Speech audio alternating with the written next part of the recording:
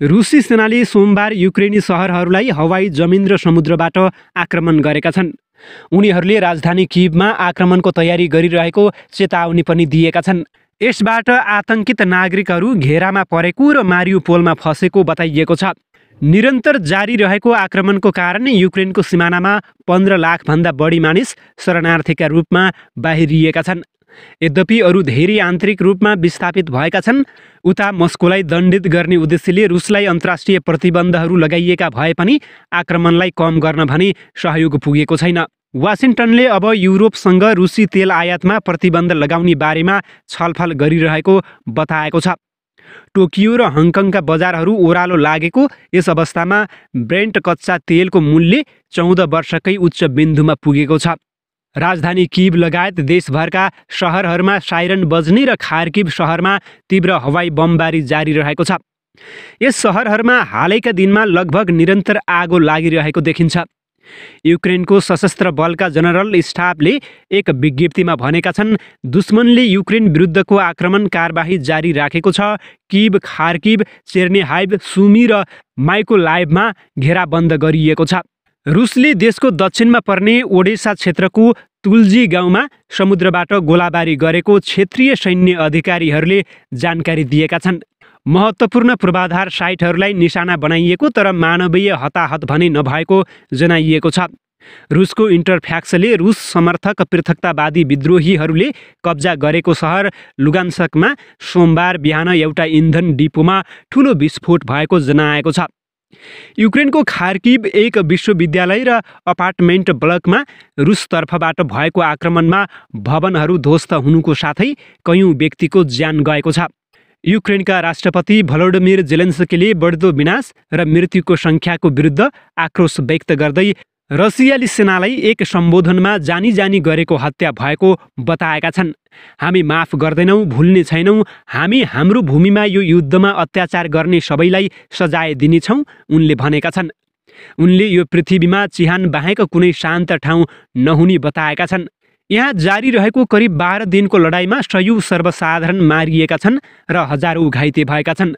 संयुक्त राष्ट्रसङ्घले दोस्रो विश्वयुद्धपछि युरोपको सबैभन्दा द्रुत रूपमा बढ्दो शरणार्थी सङ्कट देखिएको जनाएको छ।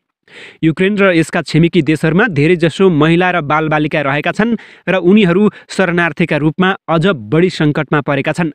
दुवै पक्षले एकअर्कालाई युद्धविराम सम्झौता उल्लङ्घन गरेको आरोप लगाएका छन्। मानव पीडाको विनाशकारी दृश्यहरू देखिएको छ। सहर छाड्ने एक परिवारले गर्मी वा बिजुली बिना एक हप्ता बिताएको र खाना र पानीको अभाव भएको वर्णन गरेका छन्। सडकमा हामीले जताततै शवहरू देख्यौँ। रुसी र युक्रेनीहरूलाई हामीले गाडिएको अवस्थामा पनि देख्यौँ, एक परिवारले बताएका छन्। किभ बाहिरको एउटा सानो सहर इर्पिनका मेयरले 2 वयस्क र 2 बालबालिकालाई आफ्नो आँखै अगाडि गोली प्रहार गरेर हत्या गरेको आफूले देखेको बताएका छन्। यो निर्दयता हो र तिनीहरू राक्षस हुन् भनेर धेरैले रुसी सेनालाई भन्ने गरेका छन्। परराष्ट्र मन्त्री डाक्टर नारायण खड्गा आज साँझ टर्कीको साताव्यापी भ्रमणमा जाने भएका छन्। टर्कीका विदेश मन्त्रीको निमन्त्रणामा उनी 3 सदस्यीय प्रतिनिधि मण्डलको नेतृत्व गर्दै त्यसतर्फ प्रस्थान गर्न लागेका हुन्। यही फागुन 27 देखि 29 गतेसम्म आयोजना हुने आन्तालिया कूटनीतिक मञ्चमा मन्त्री खड्गा नेतृत्वको प्रतिनिधि मण्डल सहभागी हुनेछ। उक्त कार्यक्रममा दक्षिण एसिया लगायत विश्वका विभिन्न मुलुकका राजनीतिज्ञ, कूटनीतिज्ञ तथा नीति निर्माताहरू भेला भई विद्यमान क्षेत्रीय तथा अन्तर्राष्ट्रिय मुद्दाहरू र तिनको समाधानमा केन्द्रित भएर छलफल गर्ने परराष्ट्र मन्त्रालयले जनाएको छ। टर्कीमा रहँदा मन्त्री खड्गाले आफ्ना समकक्षीका साथै उच्च स्तरीय नेताहरूसँग भेटघाट गर्ने कार्यक्रम रहेको छ। रुसले अमैत्रीपूर्ण मुलुकहरूको सूची जारी गरेको छ। सूचीमा अमेरिका, युरोपेली सङ्घका सदस्यहरू, बेलायत, युक्रेन र जापान लगायतका देश परेका बताइएको छ। पेट्रोलियम पदार्थ र ग्यासको आपूर्ति सहजीकरण सम्बन्धमा नेपाल र भारत बीचको सहसचिव स्तरीय संयुक्त कार्यदलको बैठक सम्पन्न भएको छ। सन् 2017 मार्चमा नेपाल र भारत बीच पेट्रोलियम पदार्थको आपूर्ति सम्झौताका क्रममा गठित संयुक्त कार्यदलको तेस्रो भर्चुअल बैठक हिजो सम्पन्न भएको हो।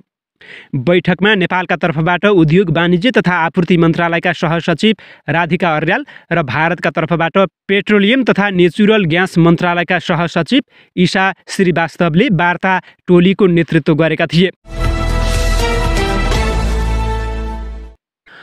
सरकारले युरेनियम, फलाम, तामा, सुन, प्राकृतिक ग्यास तथा पेट्रोलियम पदार्थको अन्वेषण, संशोधन तथा उत्पादनको लागि कार्यक्रम अगाडि बढाउने प्रस्ताव गरेको छ। सूचना प्रविधिजन्य वस्तुको उत्पादन गर्ने उद्योगलाई पनि प्रोत्साहन गर्न आवश्यक कार्यक्रम तथा बजेट प्रस्ताव आयोगमा दर्ता गरेको छ। महिला उद्योगशीलता विकास गर्न, महिला उद्यमी औद्योगिक क्षेत्र तथा औद्योगिक ग्राम स्थापना गर्ने, अत्यावश्यक वस्तु तथा सेवा उत्पादन गर्ने, रुग्ण उद्योग पुनर्स्थापना गरी सञ्चालन गर्ने र कोरोनाबाट उद्योग क्षेत्रमा परेको असर न्यूनीकरण तथा पुनरुत्थानको लागि आवश्यक कार्यक्रम तथा बजेट प्रस्ताव गर्न पनि आयोगले आग्रह गरेको छ। गृहमन्त्री बालकृष्ण खानले सोमबार नेपाल नागरिकता ऐन 2063लाई संशोधन गर्न बनेको विधेयकका विवादित विषय कसरी हल गर्ने भन्ने बारेमा छलफल गरेका छन्।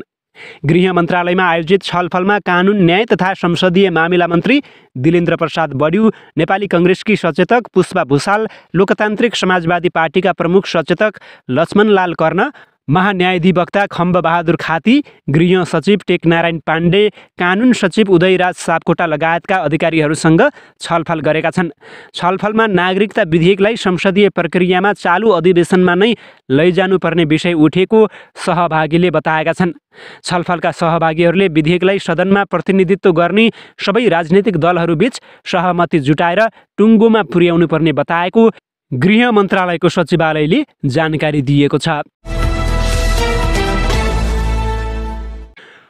परराष्ट्र मन्त्री नारायण खड्गाले युक्रेनमाथि रुसको आक्रमणले विश्व शान्ति खलबल्याउने बताउनु भएको छ। हिजो सोमबार सिंहदरबारमा पत्रकार सम्मेलन गरी उहाँले ठूला र साना देशको सम्बन्ध पनि खलबलिनी भएकाले नेपालले असंलग्न परराष्ट्र नीतिमै अडिएर त्यस सम्बन्धमा वक्तव्य निकालेको बताउनु भएको छ। युक्रेनको पक्षमा नेपाल सरकारले वक्तव्य निकालेको प्रचार भइरहेका बेला मन्त्री खड्गाले देशको परराष्ट्र नीति सबै राष्ट्रहरूको सार्वभौमिकता र संयुक्त राष्ट्रसङ्घको बडापत्र अनुसार एउटा सदस्य राष्ट्र भएकाले हामीले सार्वभौमिकताको सम्मान हुनुपर्छ भन्ने हिसाबले अन्तर्राष्ट्रिय कानुनलाई समेत सम्मान गर्दै वक्तव्य निकालेका हौँ।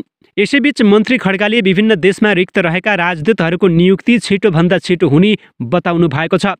उहाँले एमसिसी वा सत्ता गठबन्धनका कारण राजदूत नियुक्तिमा ढिलाइ भएको बताउँदै अब त्यसो नहुने प्रतिबद्धता जनाउनु भएको छ। यसैबीच परराष्ट्र मन्त्री नारायण खड्गाले नेपालमा छिट्टै उच्च स्तरीय भ्रमण हुने बताउनु भएको छ। परराष्ट्र मन्त्री खड्गाले सिंहदरबारमा पत्रकार सम्मेलन गरी विदेशबाट छिट्टै राष्ट्र प्रमुख वा प्रधानमन्त्री तहको उच्च स्तरीय भ्रमण हुने जानकारी दिनुभएको हो। तर भ्रमण कसको हुने भन्ने कुरा चाहिँ समय आएपछि मात्रै जानकारी गराउने उहाँको भनाइरहेको थियो। मन्त्री खड्गाले खास समय आएपछि सो उच्च स्तरीय भ्रमणबारे पत्रकारहरूलाई आफूले जानकारी गराउने पनि प्रश्न पार्नुभयो। चीनसँगको नाका खुलाउने विषयमा छलफल भएको र त्यो छिट्टै खुल्ने विश्वास समेत उहाँले व्यक्त गर्नुभयो। चीनका विदेश मन्त्री वाङसँग सो नाका खुलाउनका लागि करिब 1 घण्टा टेलिफोन संवाद आफूले गरेको उल्लेख गर्दै उहाँले दुवै देशको हितका लागि पनि सो नाका खुलाउन ढिलाइ गर्न नहुने बताउनु भएको छ। रुस र युक्रेन बीच तेस्रो चरणको शान्ति वार्ता भएको छ। दुई पक्षबीच बेलारुसमा झन्डै 3 घण्टा वार्ता भएको, तर तेस्रो चरणको वार्ताले पनि अपेक्षित परिणाम ल्याउन नसकेको मस्को र कियभका प्रतिनिधिहरूले स्वीकार गरेका छन्। रुसको वार्ता टोलीका प्रमुख राष्ट्रपति भ्लादिमिर पुटिनका सहयोगी भ्लादिमिर मेडेन्स्कीले वार्तामा राखिएको अपेक्षा पूरा हुन नसकेको बताउनु भएको छ। युक्रेनी राष्ट्रपति कार्यालयका सल्लाहकार मिखाइल पोडोल्याकले पनि कुनै नतिजा नआएको प्रतिक्रिया दिनुभएको छ। यसअघि गरिएका 2 चरणका वार्तामा पनि ठोस निष्कर्ष निस्कन सकेको थिएन। युक्रेन छाड्न चाहने नागरिकको उद्धारका लागि मानवीय करिडोर व्यवस्थापनमा तत्काल काम थाल्न रुस सकारात्मक रहेको समाचार संस्था तासले जनाएको छ। रुसले कियभबाट जानेलाई बेलारुसतिर र खार्किभबाट जाने मानिसलाई रुसतिरको बाटो पठाउन खोजेको छ। तर युक्रेनले यो प्रस्तावमा असहमति जनाएको छ। रुसले आक्रमण गरेको 12औं दिनसम्म युक्रेनबाट झन्डै 17 लाख मानिस बाहिरिएका छन्। रुसले युक्रेनमा दक्षिणी र पूर्वी सहरमा आक्रमण गरिरहेको छ। यसैबीच पश्चिमा देशहरूले रुसी तेलमाथि प्रतिबन्ध लगाए तेलको मूल्यमा व्यापक वृद्धि हुने मस्कोले चेतावनी दिएको छ। अन्तर्राष्ट्रिय बजारमा प्रति ब्यारल तेलको मूल्य $300 पुग्न सक्ने उसको चेतावनी रहेको छ। प्रतिबन्ध लगाउने कदमले विश्वका लागि विध्वंसात्मक परिणाम निम्त्याउने रुसी प्रधानमन्त्री एलेक्सान्डर नोभाकले बताएका छन्। रुसी ऊर्जामाथि रहेको निर्भरता घटाउन संयुक्त राज्य अमेरिका र युरोपेली देशहरूले दिएको दबाव रुसी कम्पनीहरूले महसुस गर्न थालिसकेको उनले उल्लेख गरेका छन्।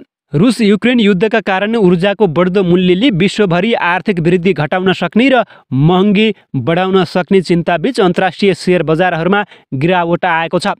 साउदी अरबपछि रुस विश्वको सबैभन्दा दोस्रो ठुलो कच्चा तेल उत्पादक हो।